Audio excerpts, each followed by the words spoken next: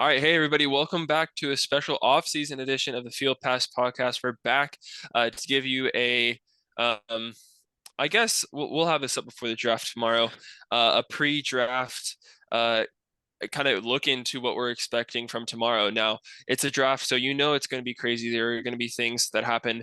People are going to be losing their jobs. Maybe not tomorrow, but definitely down the line because of the decisions made during uh, essentially it's 7 p.m. tomorrow, right? Um, Yes, something like so that. it'll be really exciting to see how teams are continually reshaping. Um, Drafts over the past couple, these 2 years have been incredibly impactful as it relates to like we've had I feel like we've had a lot of really great prospects who have come in and have completely redefined their team. We had CJ Stroud who led the Texans uh to the second round of the playoffs, which was amazing as a fan of CJ. But just generally, we've seen a lot of these rookies come in and really able to make an immediate impact. And I think this is one of the cooler classes that we've seen in a long time. When it comes to quarterback quality and then some of the other unique skilled positions going down as well. So I'm really excited. Are you excited, Braden? Yeah, I mean, about a year ago today, me and you did our first test episode, and I came on here and said CJ Stroud was probably going to be a bust, and he I mean, he made me look bad right off the bat. So I mean that, yeah. So the draft is it's always a nice little thing to have in the offseason. Gives you something to be excited for while you're waiting for the season to restart. And I mean, my team has a decent draft pick this year, so I mean, we'll see what happens with that. I think it's cool just because like even with the NFL offseason, you have things that can crop up. Like out of nowhere, your team will make a move, and that's cool. But it's almost it collectively as a fan of the sport is fun because everyone is going to get to experience their team making several moves together, uh, from which they can react and like draw up all these narratives and everything. So, like, this will be the coolest moment since the start of free agency where we saw that when we had a crazy free agency. We probably should have done a video on that. And we'll do like a recap before the season starts, but um we're anticipating a lot of cool stuff to happen tomorrow, other than like the obvious stuff happening, like Caleb Williams going first, unless one of us today has unless a gas mask video comes out or something like that. Yeah. um but do you want to get straight into it, or do you have anything that you think needs to be said before we get Yeah, going? I mean, let's go and so we're gonna do I mean, we're just gonna give our go top 10 picks and then we got some sleeper candidates as well. But starting off with number one, Chicago. We pretty much a year ago we knew they were doing this when they traded their number one overall pick for and not to select a QB.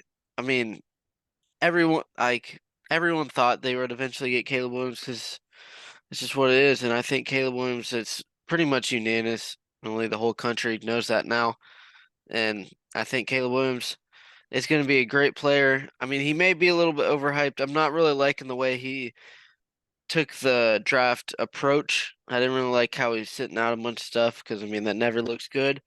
But again, we saw him on the field. He was the best quarterback in college football for maybe 2.5 years, and he deserves to be number one pick and should be. So Caleb Williams for Chicago, number one.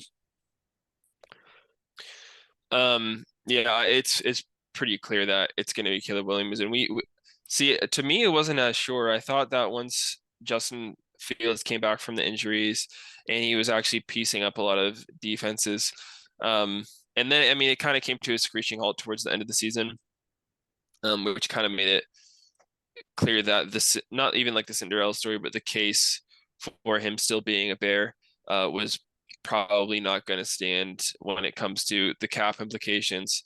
And then just the quality of Caleb Williams as a prospect as well.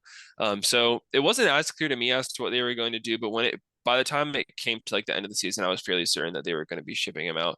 And I was actually surprised that it took them longer than it did, and they didn't get as much compensation for him as you would. But I think it's fairly clear that Caleb Williams is going to be a Bear. And anyone who is betting against that, you probably should cancel that bet lest you lose some money. Um, For sure. Moving on to the Commanders, which I think are in an interesting spot because they recently drafted a quarterback in that of Sam Howell, who is now on Seattle. Is that right? He got Yes, he got traded yes. So somewhere. yeah, he got traded to I believe it's Seattle, um, which is really interesting.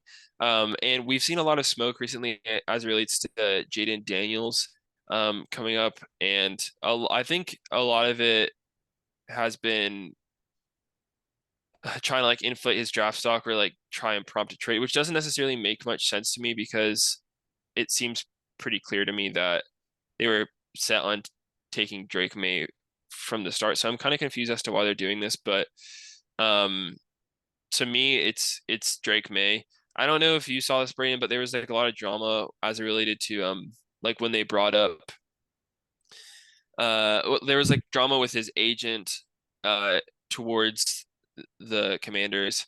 And then also apparently Jaden was really pissed off when the Commanders invited all of those Other other QBs. quarterbacks to the quarterback day, which I'm kind of confused as to why that was the case, but whatever.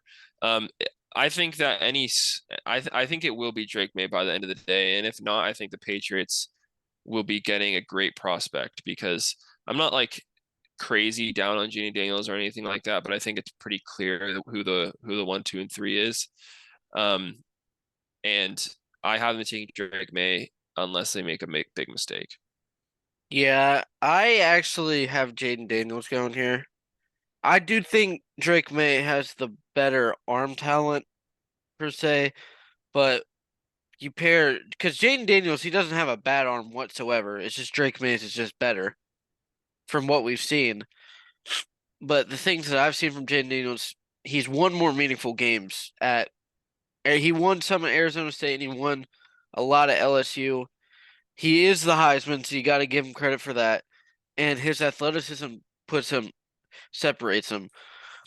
Now I'm not. I personally would take Drake May here, but I think Jaden Daniels goes. I think that that's what the Commanders are looking for. And I mean, the post Ron Rivera era is starting off with a new QB and Jaden Daniels. I think that's that. Yeah, I kind of forgot that they got rid of Riverboat. Um, yeah, so I think I mean I don't see it going anywhere other than the two options that we listed here. I think the case that you gave is solid. I just I think it's pretty clear that they will be taking a quarterback unless they get frisky towards Marvin Harrison Jr., which wouldn't make much sense, uh, Nah, I don't think that. especially when they already have pretty decent wide receivers in DC. Because they have like Curtis Sam. Did they recently get someone else as well? They got They don't is have Curtis Curtis. Samuel anymore. He's in Oh no, they got Buffalo. rid of Curtis. Um, they got They got Terry. Mike Williams, right? Yes, that's right. Let me see.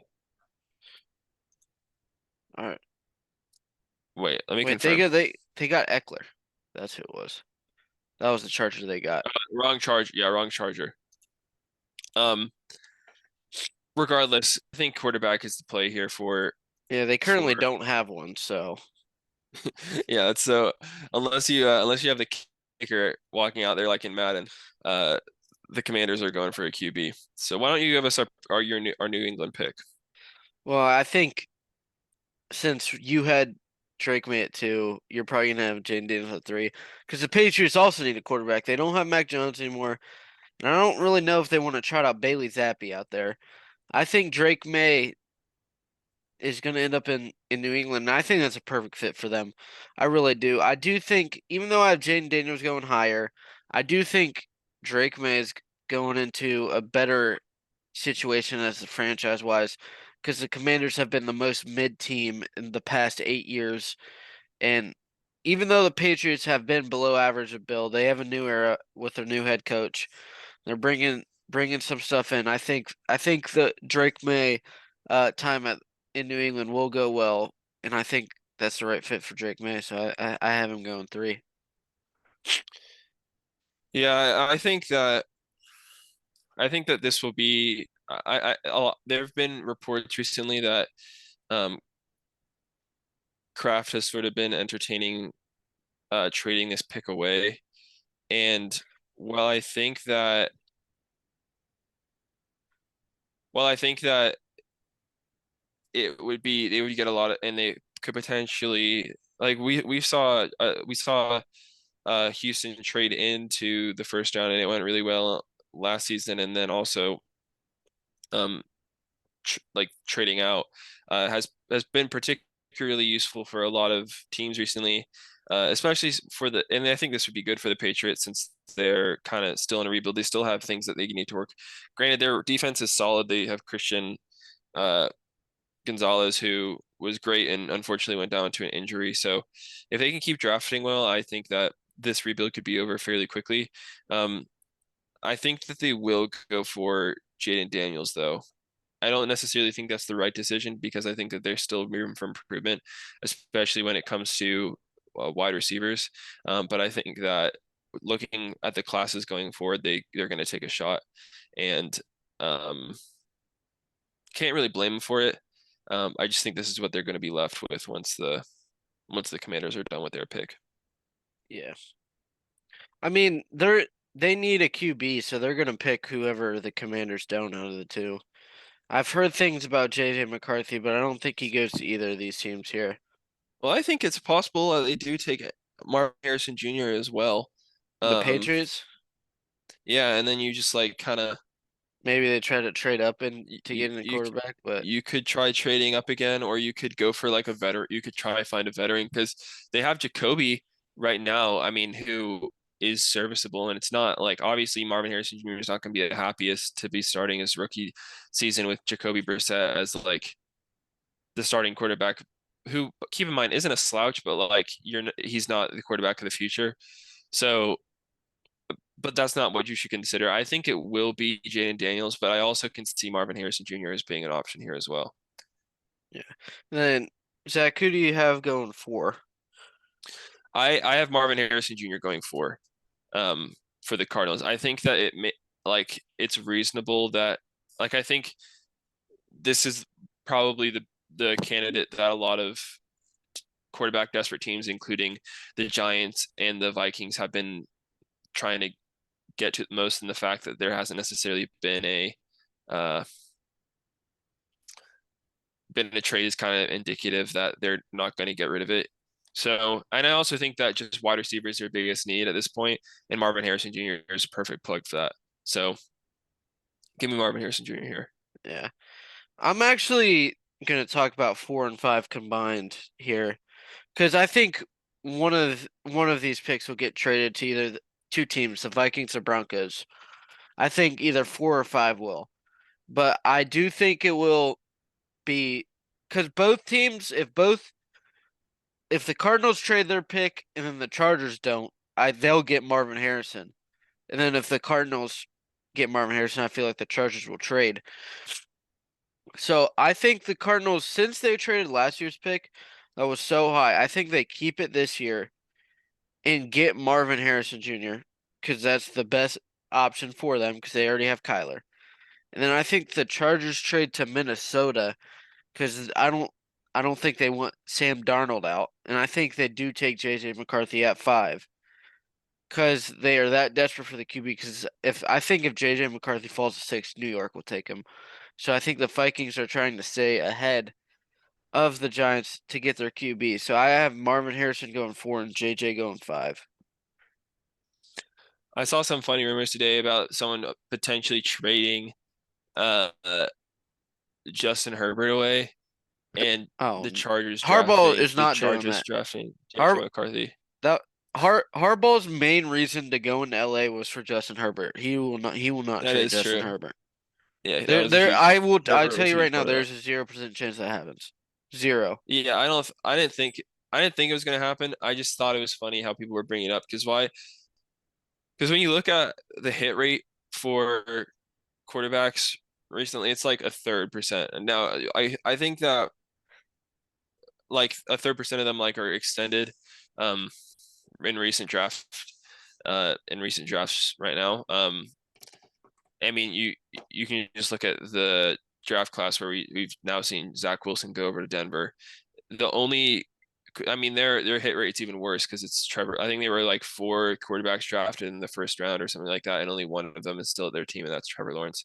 So it's I think this one will be a little bit better because I think between Drake May and Jaden Daniels, at least one of them is going to be extended. Um, and then Caleb Williams, I'm assuming won't be a bust.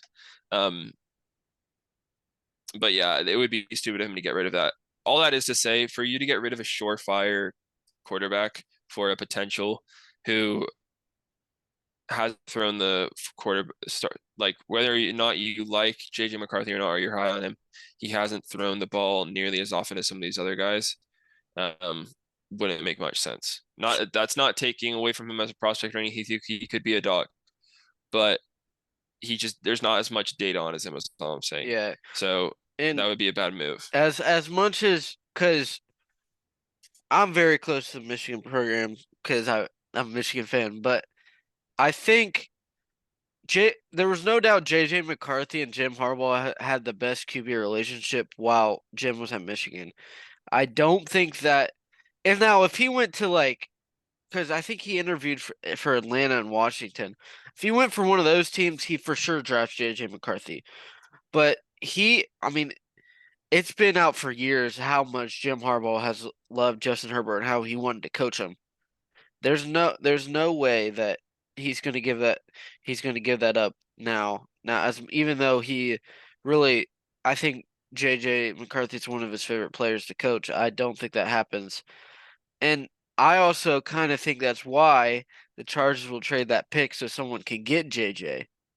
Now, I think it's not. I think it's just Minnesota because they have the most to give up with two first round picks this year. But I could also see Denver swooping in as well because the Giants have Daniel Jones, and I don't think they want him. So if there's room, he could fall to six, and New York could pick him up. That's why I think a team will trade before that sixth pick, and I think it just ends up being a five. It's hard. It was kind of hard for me to get an idea of what's going on here because like it's really compelling because I think the two biggest needs for them right now are wide receiver, obviously, because they lost Mike Williams and they lost Keenan Allen. The only the only wide receiver who is like legitimate or like not even legitimate, who's like I guess starter level is Quentin Johnson, and he dropped so many balls last season that it's like it would almost be like comical to be the only that to be the have that be the only wide receiver that you're sending out onto the field. Um, So I think that they're desperately in need of someone like Malik Neighbors or Rome Odunze, but I also have it's also been made pretty clear by Harbaugh that he values the trenches, and I'm sure he's going to want to get the run game going. So I think that he is going to be looking for a offensive lineman here, and the person that speaks to me the most is Joe Walt here, as to who he would be looking for because he is highly ranked. He's a massive dude, and I think he could be just a solid interior protector for Herbert. And of course, you want to protect Herbert because he's your franchise quarterback, and you've seen so many quarterback injuries, especially over the last year. Um, but is he really worth another draft pick when you can? Is he worth two draft picks when you have other other potential like options like JC Latham um, down on the board as well. So I also think that they will trade this. Um, I think they'll trade this pick. I actually think it could go to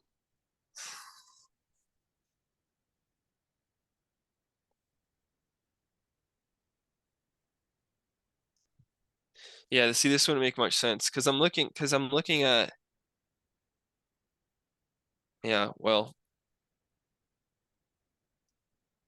no, I think I'm sorry I'm so split on this, but I think they will give it to the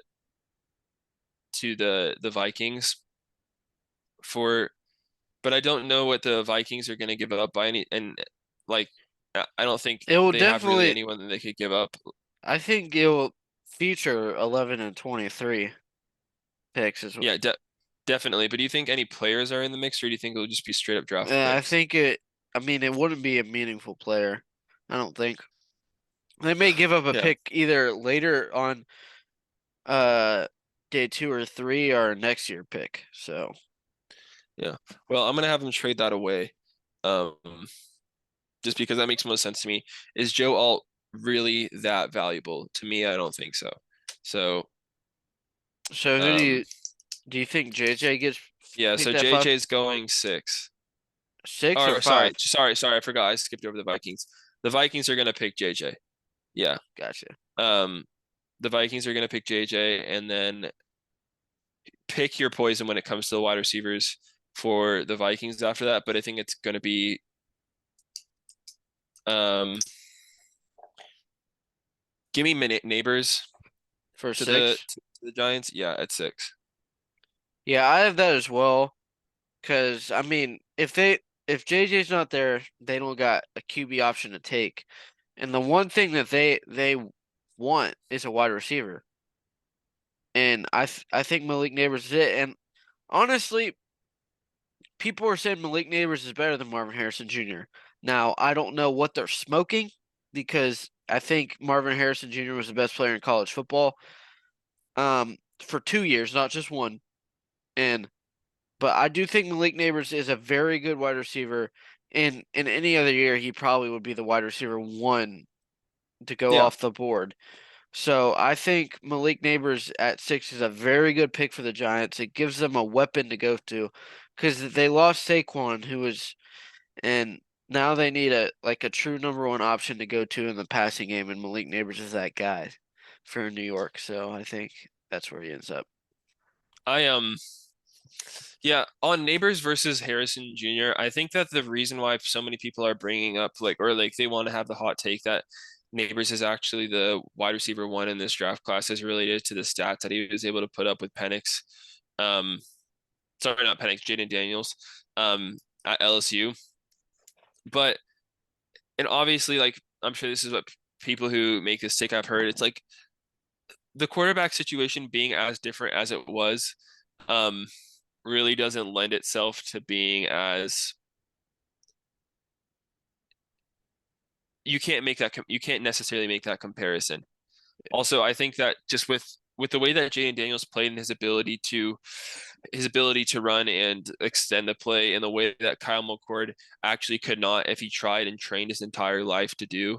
Um, I think there's just more opportunities for Neighbors. But when it comes to just being able to have the confidence in a wide receiver who, if you throw it up, is going to not make the tackle, catch the ball on a one-on-one, you are going to go to Marvin Harrison Jr. And I think that's what um I think that's what the Cardinals need, and I think that's certainly what the Giants wish they had. Yeah, So the next best one, I think, is Neighbors. yeah. All right, for pick 7, the Titans. Now, there is one thing been lacking ever since Taylor Lewan retired a couple years ago for them, and that has been a left tackle. I mean, I don't know who exactly has been in that position, but the O-line has not been the same ever since he retired. And you mentioned Joe Alt, who is the best lineman available. I think this is a proper place for him to go. I think 5 Yeah, I would be agree. way too early. So I think Joe Alt goes 7 to the Titans because they need that position filled. Yes, they Will Levis in the quarterback room. I mean, and other places need holes as well, but I think their biggest is O line right now, and to protect whoever is back there at QB. So I think Joe Alt is the pick they go with here. I agree. Yeah, I mean essentially as simple as that. I mean, you don't necessarily have a quarterback yet that you need to protect and you need to pour investments in, but consistent the reason why the Browns have at least been able to make a some semblance of a comeback recently is because our quarterback, or sorry, our offensive line room is like consistently good. And granted, we still have crap quarterback play, but and it's a problem that I guess will plague us forever. But the fact that we've actually been able to make the playoffs like twice in the past 3 seasons has to do with that. And I think if they want to be and they're already kind of in a position as the Titans where they're kind of in they kind of have the same reputation as the Commanders where they're on the bubble a lot of for a really long period of time. And if they want to continue having the opportunity to be there, it has to start in the trenches. So I think that Joel is a great pick here, and I think that, like you said, it's a good value for him. Even though he's kind of valued to be picked at the fifth, I just don't think that's really realistic. Moving on to the Falcons, I think this is a team that has a lot of capabilities as to where they want to go with this. Um, I think that they could afford to go for someone like a Dunze, who, I mean, they're still looking for uh they're still looking for dynamic receivers in quarterback play, and they've got uh now that they got Kirk Cousins, it would be a great weapon for him to have as well, given that he was, I guess, accustomed to having the greatest wide receiver in football in Minnesota. So I think bringing him in would be great. I think it could also be fun to have Brock Bowers on the team since he's a Georgia boy. I just don't think that doesn't make as much sense to me. I've seen the Ringer has Byron Murphy uh, being drafted here because of kind of some of the needs on the interior defensive line. Um, I think I'm going to go the same with that. I think it's going to be Byron Murphy. I think that's the one need that they actually really uh, do need to have, and I think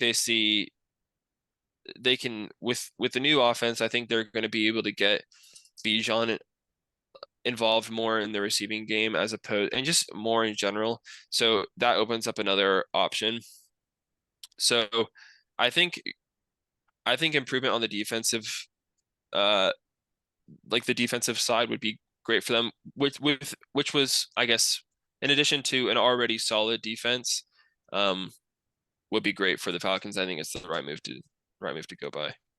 Yeah, for pick eight Falcons. I don't think they go offense here because they got Bijan, they got Drake London, they got Kyle Pitts. They got enough offensive weapons and Yeah, imagine I forgot about Kyle Pitts, to be honest. That who imagine sorry to interrupt you, a Brock Bowers Kyle Pitts offense. yeah.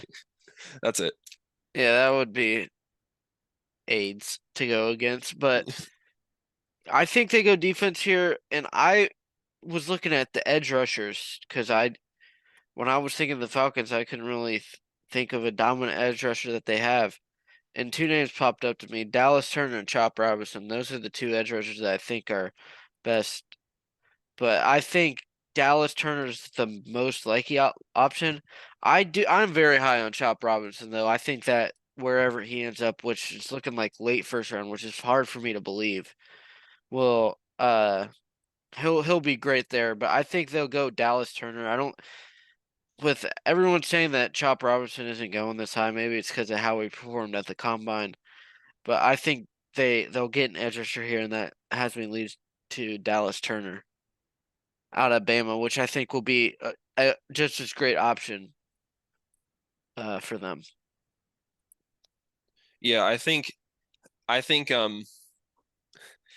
gonna get to Chop Robinson later, but I think he is massively undervalued when it comes to the impact he can have on the field, especially when you put him up against guys like Jared Verse. I think he should be right up there with him, which, I mean, PFF has him listed as the 40th pick and Jared Verse at the 19th. So Uh, Chop essentially, Robinson second round, yeah, Chop Robinson in the second round. So now, bro. granted, they also have JJ ranked 28, so, but that's not where he's going to be picked. Like, it's very clear he's going to be picked Yeah, like I saw. in the top 10 or the top 15.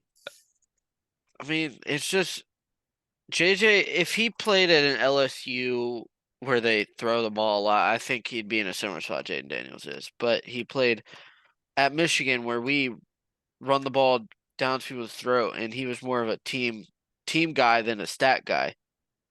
He didn't really care about what he threw every year, and maybe that hurts his Twitter cred, but I think the NFL executives are seeing the potential in him and all the upside that he could have. And I mean, he's just turning 21, so he is very young. But yeah, that Chop Robinson at 40 is ridiculous because I mean, Yeah. he he was one of the best DNs in college football last year. Yeah. Yeah, so with that, I have the Bears getting a Dunze, which is like great for the Bears. Like actually amazing for the Bears. We've already seen him and Caleb Williams kind of linking up. So I don't know if like they're kind of expecting this to happen or if they're just like good friends or anything like that. But I think that this is actually something that we could really, if you're a Chicago fan at least, be incredibly hyped by to see is a Dunze Caleb Williams connection. It's all we've been. It could be something as I guess productive as like a Tank Dell CJ Stroud situation. Um, Granted, Tank Dell was taken later, and I mean this could be potentially even better than that. So I don't know. It just seems right to me. Why not get a rookie wide receiver with your rookie quarterback so they can grow together? Especially when the both of them are incredibly talented, and I guess with Neighbors and Odunze, they've been kind of touted as being the second best between the two of them. So I think it just makes sense, and I think it's something that Chicago needs, and it's the next best player up. Yeah, see, written down on my notes, I have Roman Dizzy as well, but I just changed my mind because they already have DJ Moore and Keenan Allen. So looking back at it, I mean, why I think they go with an offensive playmaker here. I just think it's now Brock Bowers because that's who I was down in between two. I think it's either Roman Dunze or Brock Bowers. But since I forgot that they picked up Keenan Allen, so I think they do go Brock Bowers here because I mean he is a wide receiver that lines up that a wide receiver that could block very well, pretty much. So I think Brock Bowers actually will fall at 9 to the Bears because I mean, yeah, Roman DJ would be great for the Bears, but why not if if you already have Keenan and DJ, why not go Brock when he's there? Is my thought on that. So I think he actually does fall to pick 9, Brock Bowers to the Yeah, Bears. And I that's a think this good is also combo a as good. well. That's a good combo as well for rookies coming in.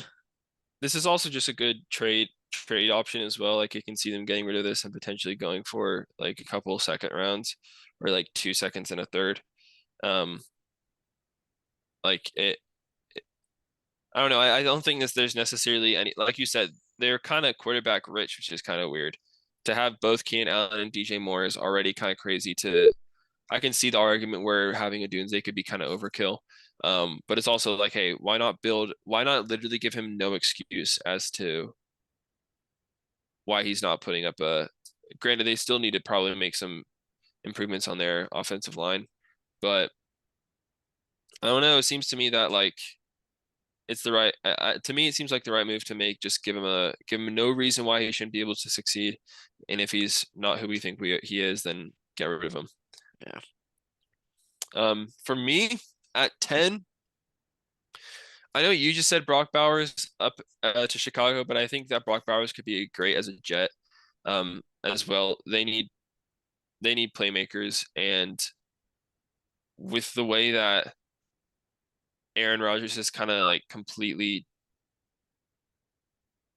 I guess, taken over that team. He's playing at him with like all of like the Aaron Rodgers supporters and that of like Lazard and Hackett over there as well.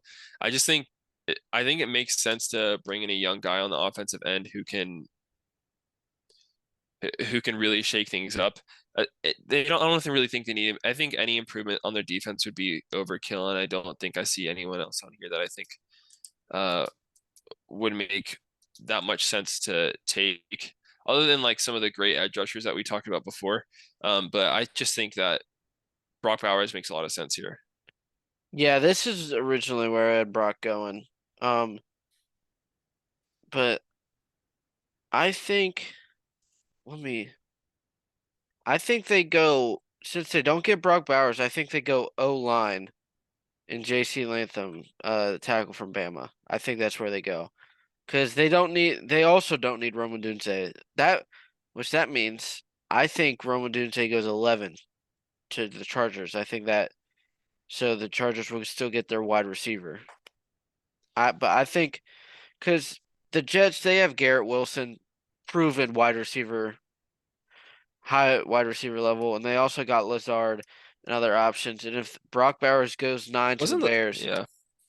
I think they get Latham, a tackle, which the offensive line needs some work. So I think they go there at 10 to build around to protect Aaron Rodgers. So on the second play of the game, he doesn't tear his Achilles this year. Yeah. Maybe I don't with necessarily know Latham, if that maybe would it's have the third or prevented that fourth from play of the game. happening. Yeah. All right. Well, that got us through our 10. Why don't you lead us into our sleepers now? So guys that you think are being undervalued and you think could provide another dimension to the whichever whichever side of the ball they're on. Yeah, I'm gonna combine my first two together because they're both Michigan guys. Blake Corum and Let's Mike say Saint. Roman Wilson. No, Blake Corum and Mike Sainristil. These were probably the two leaders on offense and defense, and I'll start with Blake Corum. I mean, he he played great. He is a great short yardage back, and he has that explosiveness to where if you give him a hole for literally point 0.5 seconds, he's scoring pretty much, and he's making people miss as well. And I think he will be a probably the best running back in this draft class. I think Blake Corum will be the best uh running back in the draft class, and then Mike Sainristil. Michigan had the best defense in the country last year, and I think that was undeniable. And Mike Sainristil was the leader. Everyone I've seen people that have talked close to college football and analyzed, especially Joel Klatt, said that everyone needed to know where Mike Sainristil was on the field because he was the playmaker of that defense. Now he is the only problem is he is undersized at 6'1", but I think because this is he only played 2 years of defense. He was a wide receiver before this. So he's only played 2 years of nickelback, and I think he'll continue to keep getting better. And I think maybe not this year, but maybe in a year or two, that'll be seen as a very good pick for wherever he ends up because I think he'll be a playmaker and he's a ball hawk out there. So I think those two out of Michigan will be great NFL players.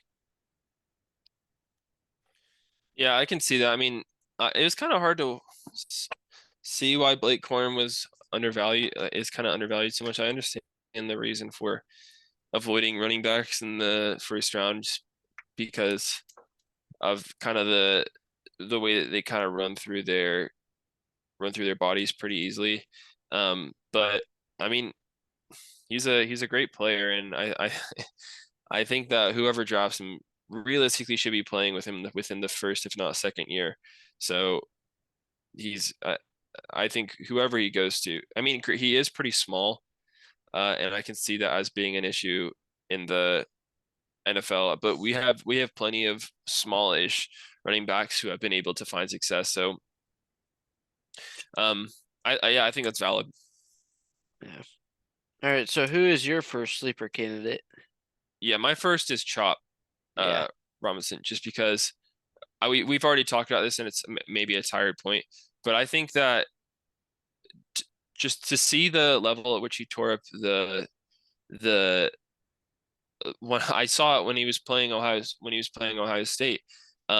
Not a fun guy to play against. I think he's really able to he's able to get to the quarterback in ways that we haven't seen out of a lot of these people within this draft class. And I think it just makes the most sense to take him higher than he may be projected. I think he's going to be good, um, especially for a team who doesn't have a particular strength at the edge right now. And that's all I'll say on that matter, just because we already talked about it, and I think that he's going to be valuable wherever he goes. Yeah. And yeah, I think he is. I've seen a bunch about the UCLA edge rusher and a couple others, but I think Chop Robinson and Dallas Turner are the top two. That's my opinion because I saw how they played in college. So I think Chop will be a very good pick for whoever picks him up, and maybe even the Bengals pick him up. That would be a good fit for us. So, but That would I, be a good fit for you guys. yeah, but I, my technically third sleeper candidate outside of Caleb Williams are the top four QBs that we both think will go in the top five. I think the best quarterback is not Nix or Penix. I think it is Spencer Rattler. Rattler.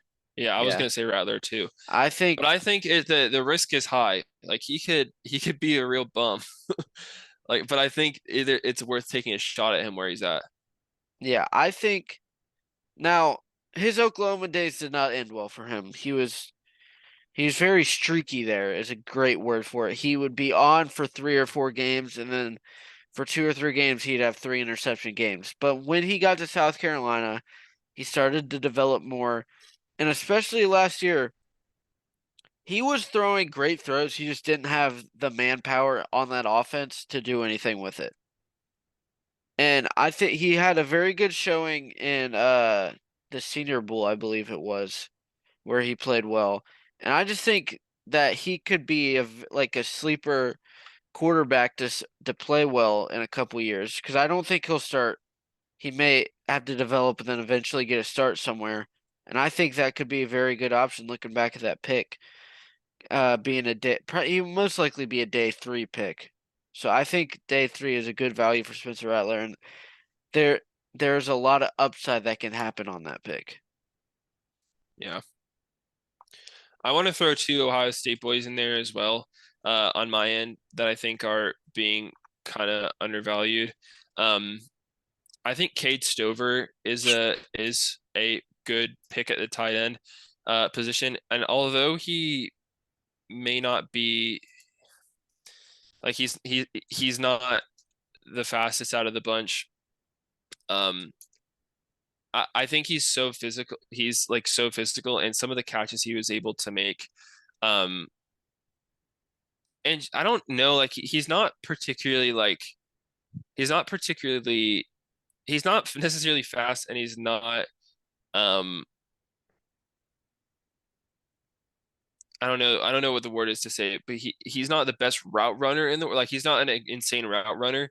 He Yeah. just finds ways to be open, and the way that he catches is so physical that I think he can be a consistent player for a quarterback who maybe isn't as confident in himself right now, or it can be a good like potential starter in like a year or two, um, who can really serve as a helpful grounding, like a grounding player. And then I also wanted to throw in Michael Hall Jr.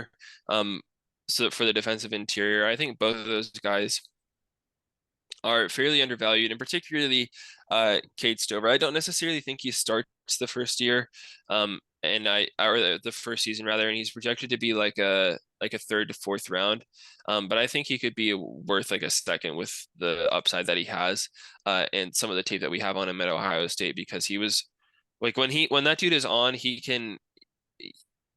It's hard to overstate how helpful he can be, and he was particularly helpful uh for Kyle McCord on a number of occasions, who, like I said, was one of the quarterbacks who didn't, for better or for worse, well, we know for worse as an Ohio State fan, um, he never really had his feet under him, but he was incredibly helpful throughout the course of the season. So, but give me Cade Stover and Michael Hall Jr. Yeah, I think Cade Stover is a very interesting pick because now, off the top of my head, a great NFL comparison to him, what he would need to play amazing is like he reminds me kind of a mini Gronk or what's his name? Fryermuth, almost. Those are two good comparisons to him where he's not going to be the tight end that Brock Bowers is fast, athletic. He's going to be the grinder where if he's on a linebacker, just throw it up to him and see what he does type thing. And I think he could be a good value. I almost put him as a sleeper candidate as well. It's just I thought there was better options, but I think he can be a sleeper candidate for a good value out of pick too as well. Now, Michael Hall, couldn't tell you much about him, but I'm just gonna nod my head. Did you want to go with your next one? Yeah, I think this is a very popular one in Lad McConkey. I think wherever he ends up, he's gonna be the Puka Nakua of last year.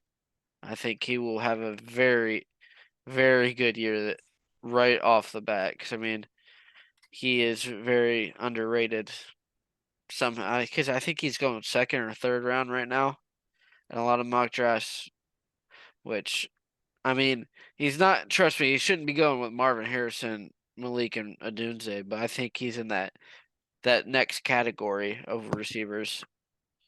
Lad And McConkey best in the draft. yeah, I think he could have a Puka Nakua type season this year, and I have very high hopes for him wherever he lands. Yeah, I'll throw another wide receiver in there, and that of Xavier Worthy out of Texas. Um, Yes, I think that this is one of the guys that the Browns have been trying to look out for, uh, like within the second round as a to see if he potentially could fall. Um, and then I guess my last guy that I'll throw in there is Estime as well out of Notre Dame, who ran like the slowest uh 42nd out of all the running backs like within this draft. So that's like something that you do need to consider if you're a GM. But I think that he brings a toughness to the table that I think the Browns are always look for within their running backs. And I think that there's room for improvement, especially when we don't necessarily know what Nick Chubb is going to be like coming back from that injury. As much as I want him to be 100%, I think there's a realistic possibility that there's going to be, unfortunately, he's not going to be at his best. Now, I would love to be proved wrong, and everybody wants that to be the case. But we also need to prepare for the event in which he doesn't. And I think that Estime has some of the qualities that we look for in a running back for the Browns. But I also would like to take Corum if he's there as well. So as yeah, much as the only Michigan player that I still carry beef with is Aiden Hutchinson and JJ McCarthy. For those two will be the only not Roman as Wilson, as of right now.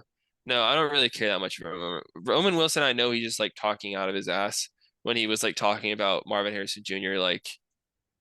which he I could know be a I know very in my head that Marvin Harrison Jr. is leaps and bounds better than Roman Wilson, and yeah, um, so I'm really not that mad. But JJ did beat us like 3 times, so I will never be able to forgive him for that. yeah. And he led that. So No, I don't have Roman Wilson on my sleeper candidate, but he performed very well at the Senior Bowl. So he's shown some flashes. I really don't know where he's going to end up, but that could be a name to look out for. But my final sleeper candidate, the Heisman candidate out of Iowa City, Torrey Taylor. Now this guy has the most film in in punter history. He has punted no more than anyone else in the country because their offense was dog shit. Now, Torrey Taylor, the best punter in the world, is projected a 6th round pick right now.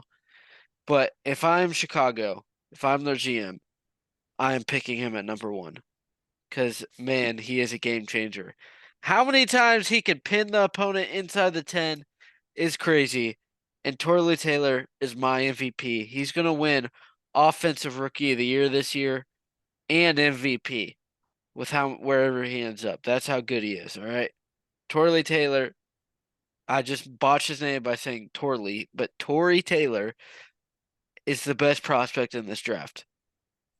I said it. I think he really could be great. Like it. No, he I mean, actually will be here's great. the thing: the Browns drafted, I think, Cade York as a fourth round pick or something like that, and he was just complete a pain to watch every time we got to fourth round and we were sorry the fourth down and we were within field goal range. It made me want to die every time I watched it. And if you have someone as consistent, like actually, you're right. Like he was probably the most valuable player on the entire Iowa team. He Um, was their Heisman candidate. If every yeah. team had a Heisman candidate, Torrey Taylor was what I was. So it's like I don't know. To me, that makes a lot more sense than drafting a kicker. I'll put it like, especially if you can be as consistent as Taylor has been. Like I don't know. It's I'm not saying draft him in the second round or anything like that, but I am saying that like if you have the opportunity to take him or someone who you really just don't need or you think that maybe doesn't provide as much upside, why not? I think I mean he legit has probably the most film out of every Yeah. punter ever. So, because he's been on that team for 3 years. So, but yeah, I think Torrey Taylor is a great option if you need a punter. How ra- that's very rare that you need a punter, but if you need one, go with him.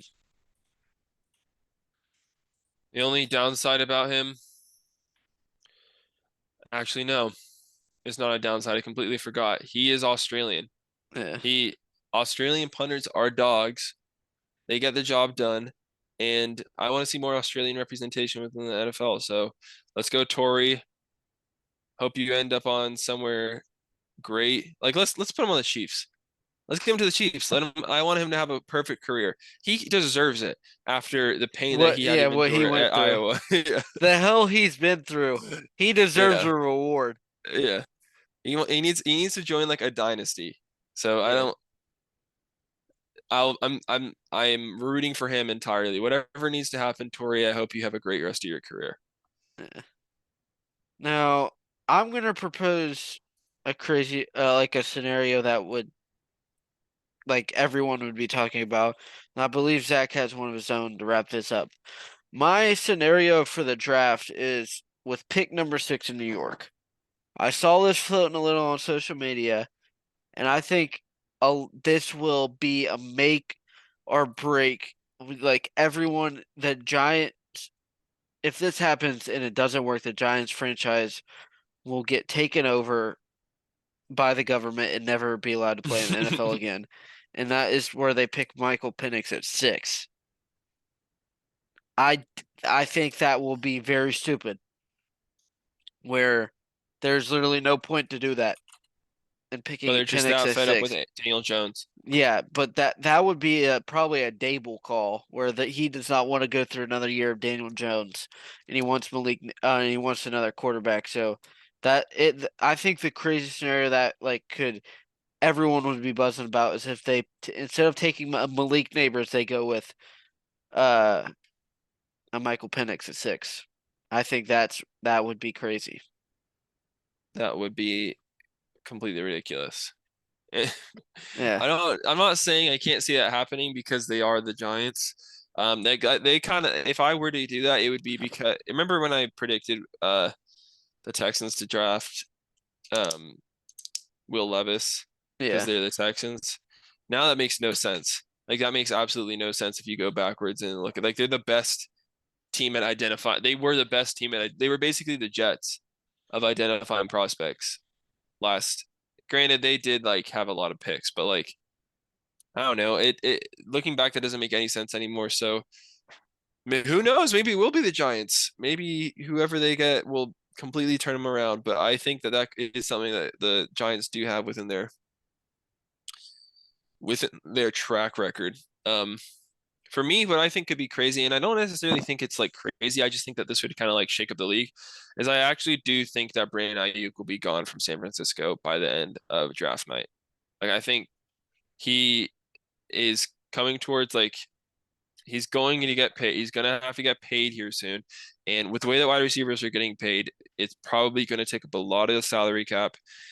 Um, and also I think that it could be packaged to move up some in some way within the first round because I don't necessarily think that um I mean they have the 31st pick which I mean is who know like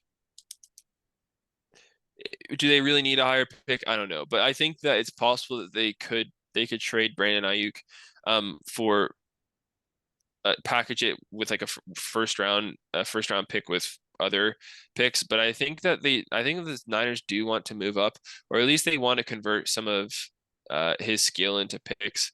And I actually reasonably can see that happening. Who knows what they do with that? I'm not that's not it would be crazy if they took like another shot, like uh they trade the Brandon Ayuk or something and they draft like Bo Nix or something like that. That would be crazy and completely useless because they already have Brock Purdy. Um, but I don't know. I actually don't think he stays in the 49ers past that night because there's already been trade rumors and everything. I just think that if he's not gone by then, this is when it happens. Yeah. And yeah, that's very realistic as well. And I think those, I mean, that's really a predictable one. I mean, a far stretch could be seeing Justin Jefferson getting traded. There is literally a 0.00000, and then the last digit 1% chance of that happening. But as they're in contract talks, that could be another thing that like would be just crazy.